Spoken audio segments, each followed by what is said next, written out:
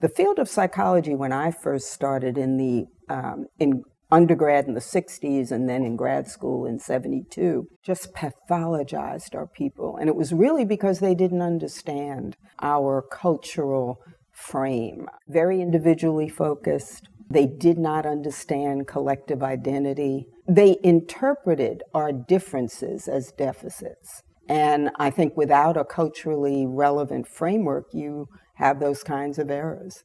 Most of the research on blacks were done by whites, and overrepresentation of black children was placed in special education, that black kids were being misplaced in too large a proportion, and mostly black males were being placed in special education. It really demeaned black students. We're learning about these theories of black folks based upon this notion of cultural deprivation and cultural pathology and deficiencies of one kind or another. The literature was saying that a major problem for black children was they come from environments that are overstimulated. Too much stimulation is going on in these houses. It leads them to be hyperactive and not be able to have good attention spans and the likes. You know, we need to put some labels on these things that we're observing. And I said, and we can't just use the old labels because people will interpret things from that mainstream perspective. So I said, we need new labels, and we have to have the power to define. It's not that there's overstimulation. These kids come from vervistic environments. That what you're seeing is not hyperactivity, you're seeing behavioral verve. These kids are living in lively environments and they have a preference for high level stimulation. So that's psychological verve. So maybe if we begin looking at ways, not how these kids have learning disabilities because of their environment, but how teachers have instructional disabilities because they don't know how to take advantage of these cultural assets that our children bring with them into the learning environment. It was the same conversation all the time. We were dissatisfied with traditional white psychology, the invisibility, and the deficit deficiency model. So no matter where we started, that's where we always ended up in the conversation.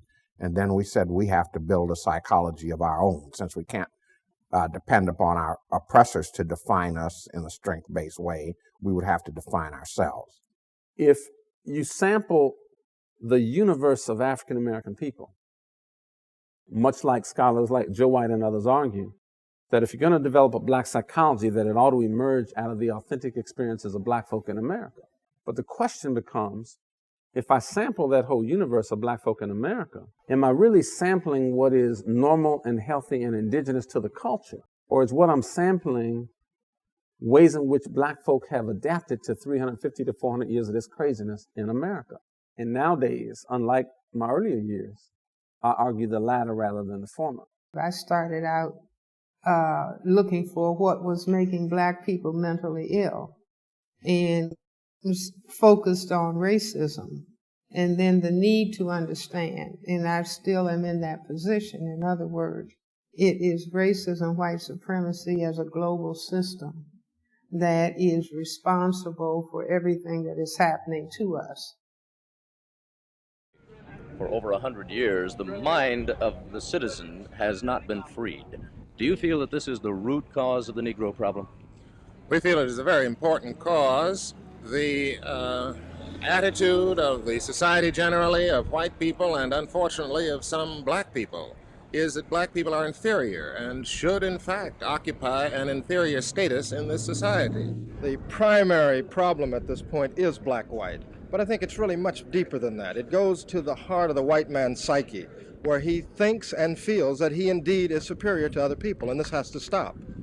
At this point, the country has reached a very desperate crisis where most black people are saying, either give it to us or blow up the system.